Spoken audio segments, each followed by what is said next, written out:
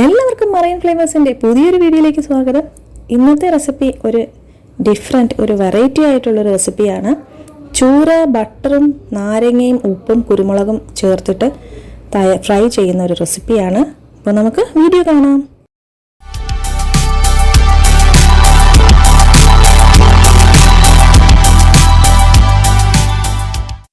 ഈ ഒരു റെസിപ്പിക്ക് ആവശ്യമായ സാധനങ്ങൾ ഞാൻ കാണിക്കാം. ഒരു 8-10 അല്ലി വെളുത്തുള്ളി അരിഞ്ഞത്, അതിനുശേഷം ഒരു 1/2 ടീസ്പൂൺ കുരുമുളക്, 1/2 ടീസ്പൂൺ ഉപ്പ്, പിന്നെ ആ ചെറിയ ഗ്ലാസ്സിലിരിക്കുന്നത് ഒരു നാരങ്ങയുടെ നീരാണ് കേട്ടോ, വെള്ളം ചേർക്കാത്തത്. ഇതിൻ്റെ കൂടെ ബട്ടർ കൂടി ആവശ്യമുണ്ട്, അത് ഞാൻ ഇതിൽ വെക്കാൻ മറന്നുപോയി കേട്ടോ. ഇനി ചൂര വീതി കുറച്ച് അരിഞ്ഞ പീസുകളാണ് ആവശ്യമുള്ളത്. ആ ഒരു വീതിയിൽ എടുക്കുന്നതായിരിക്കും ഏറ്റവും നല്ലത്. അല്ലെങ്കിൽ വയറിൻ്റെ ബെല്ലി സൈഡ് ആയാലും നല്ലതായിരിക്കും. ഇന്നിപ്പോൾ ഇത്രയും മാത്രം പീസുകളാണ് എടുത്തിട്ടുള്ളത്. ഇതിനുള്ള അളവ് ആണ് ഞാൻ ഇൻഗ്രീഡിയൻസ് ആയിട്ട് കാണിച്ചിട്ടുള്ളത്. ഇനി ഇതിലേക്ക് ആ പിഴിഞ്ഞ് വെച്ചിരിക്കുന്ന നാരങ്ങ നീര് ചേർത്ത് കൊടുക്കുക.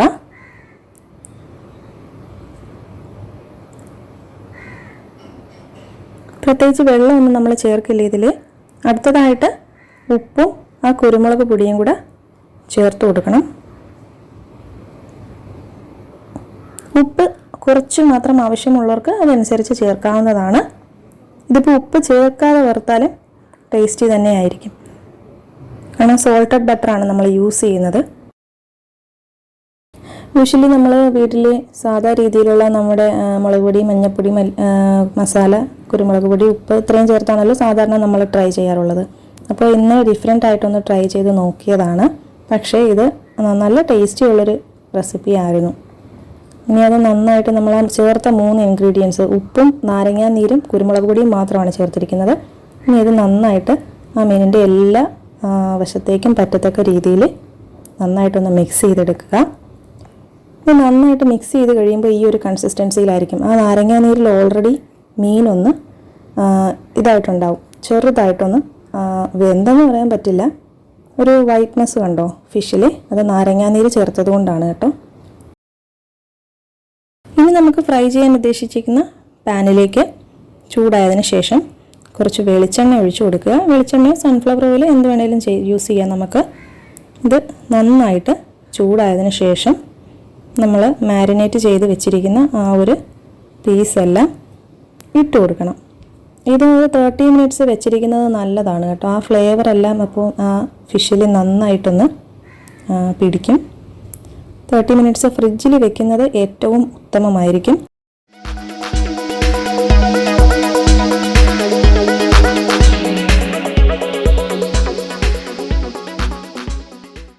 ഇത് ഹാഫ് കുക്ക് മാത്രം ചെയ്താൽ മതിയാകും. കാരണം നമ്മളിനി ഇത് ബട്ടറിൽ കൂടി വേവിക്കേണ്ടതുണ്ട്. നമ്മളിടയ്ക്ക് ഇതൊന്ന് തിരിച്ചും മറിച്ചും എല്ലാം വെച്ച് നന്നായിട്ട് ആ സൈഡൊക്കെ ഒന്നൊരു ചെറിയൊരു ബ്രൗൺ കളർ ആവുന്നത് വരെ നമ്മളതൊന്ന് കുക്ക് ചെയ്യണം. ഫുള്ള് നന്നായിട്ട് നമ്മൾ സാധാ ഫ്രൈ ചെയ്യുന്നത് പോലെ ഫ്രൈ ചെയ്തെടുക്കേണ്ട ആവശ്യമില്ല. ഒരു ചെറിയൊരു ബ്രൗണിഷ് കളർ വരുന്നത് വരെ മാത്രം ചെയ്താൽ മതി. ഇപ്പോൾ ഇത് ഏകദേശം എല്ലാ സൈഡും ഒരുവിധം ആ ഒരു ബ്രൗണിഷ് കളർ ആയിട്ടുണ്ട്. ഇനി നമുക്കിത് ഒരു പ്ലേറ്റിലേക്ക് മാറ്റാം.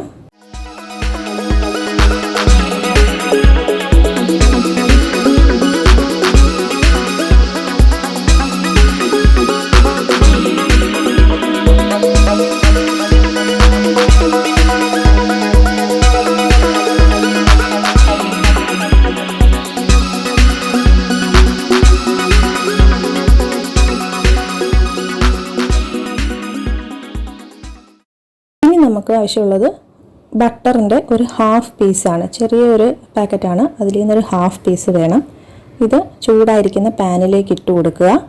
ആ ബട്ടർ നന്നായിട്ടൊന്ന് മെൽറ്റ് ആവണം, ഫുള്ള് മെൽറ്റ് ആവണം.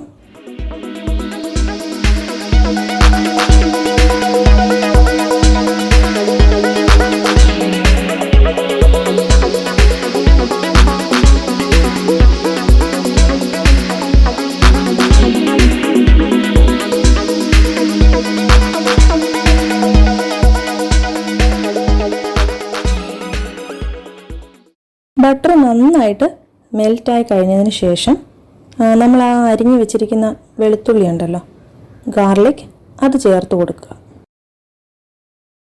ഇനി അത് ആ ഗാർലിക്ക് ആ ബട്ടറിലേക്ക് ഇടുന്നിട്ട് കുറച്ചൊന്ന് റോസ്റ്റ് ആവണം. ഒരുപാട് അങ്ങ് ഡാർക്ക് കളർ ആവുന്നതിന് മുന്നെയാണ് നമ്മൾ മീൻ ചേർത്ത് കൊടുക്കുന്നത്. അതുകൊണ്ട് കുറച്ച് നമുക്ക് ആ ഒരു ഗാർലിക്കിൻ്റെ ആ ഒരു ഫ്ലേവറിൻ്റെ സ്മെല്ല് കിട്ടത്തില്ലേ, അപ്പോൾ അതുവരെ നമ്മളതൊന്ന് വഴറ്റിയെടുക്കണം.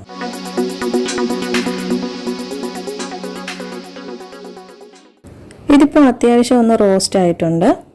ഇനി അതിലേക്ക് നമ്മൾ ഹാഫ് ഫ്രൈ ചെയ്ത് വെച്ചിരിക്കുന്ന ചൂരയുടെ പീസ് ചേർത്ത് കൊടുക്കുക. ആ ഒരു നമ്മൾ ആദ്യം ഒന്ന് ഫ്രൈ ചെയ്തതുകൊണ്ട് ആ ഒരു സ്റ്റിഫ്നെസ് ഉണ്ടായിരിക്കും ചൂരയുടെ പീസിന്. ഓൾറെഡി ചൂര പീസ് നല്ല അത്യാവശ്യം നല്ല സ്റ്റിഫായിട്ടുള്ള ഒരു ഫിഷാണ്. ഇനി ഇത് നമ്മൾ ആ ബട്ടറിലിട്ടിട്ടാണ് ഫുള്ളായിട്ട് കുക്ക് ചെയ്തെടുക്കാൻ പോകുന്നത്. ചൂര അത്യാവശ്യം നല്ല വേവുള്ള മീനാണ്. പക്ഷേ ചൂര പച്ചയ്ക്ക്, അതായത് നമ്മൾ മുറിച്ചിട്ട് വേവിക്കാതെ സലാഡൊക്കെ വെച്ച് കഴിക്കാറുണ്ട് പുറത്തേക്കൊക്കെ. അപ്പോൾ അതിനകത്തെന്ന് പറയുന്നത് ആ നാരങ്ങയുടെ ഒരു നീരാണ് ആ സലാഡിൽ ഈ ഫിഷിനെ കുക്കായിട്ടുള്ള ഒരു രൂപത്തിലേക്ക് എത്തിക്കുന്നത്.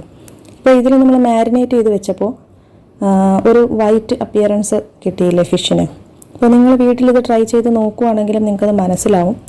അപ്പോൾ ആ ഒരു കൺസിസ്റ്റൻസിയിൽ മാത്രമാണ് ബാക്കിയുള്ള ഇൻഗ്രീഡിയൻസും കൂടെ ചേർത്തിട്ട് ആ ഒരു സലാഡ് കഴിക്കുന്നത്. അപ്പോൾ ഇവിടെ നമുക്ക് ഫ്രൈ ചെയ്യുവാണ്. നമ്മൾ കുക്ക് ചെയ്യുന്നത് കൊണ്ട് എന്തായാലും നന്നായിട്ട് തന്നെ ഇത് കുക്കാക്കി എടുക്കണം.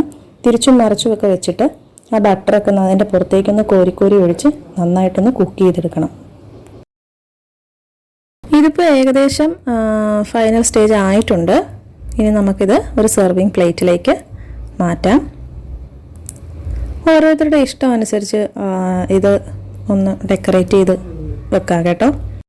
അപ്പോൾ എല്ലാവരും ഉറപ്പായിട്ടും ഈ ഒരു റെസിപ്പി ട്രൈ ചെയ്ത് നോക്കുക. ഇത് ബട്ടറിൽ ഫ്രൈ ചെയ്തപ്പോഴുള്ള സ്മെല്ല് അന്യായ സ്മെല്ലായിരുന്നു. അതുപോലെ തന്നെ നല്ല ടേസ്റ്റിയാണ് ഈ ഒരു ഡിഷ്. നമുക്ക് കുട്ടികൾക്കൊക്കെ ഒരുപാട് ഇഷ്ടപ്പെടുന്ന ഒരു ഡിഷാണ്. അപ്പോൾ എല്ലാവരും ഇതൊന്ന് ട്രൈ ചെയ്ത് നോക്കണം. അപ്പോൾ ഈ വീഡിയോ ഇഷ്ടമായിട്ടുണ്ടെന്നുണ്ടെങ്കിൽ ഇത് ലൈക്ക് ചെയ്യുക, നിങ്ങളുടെ അഭിപ്രായങ്ങളൊക്കെ കമൻ്റായിട്ട് ഇടുക. നിങ്ങളുടെ ചാനൽ ഇനിയും സബ്സ്ക്രൈബ് ചെയ്യാത്തൊരു വീഡിയോ കാണുന്നുണ്ടെന്നുണ്ടെങ്കിൽ ചാനലൊന്ന് സബ്സ്ക്രൈബ് ചെയ്യുക.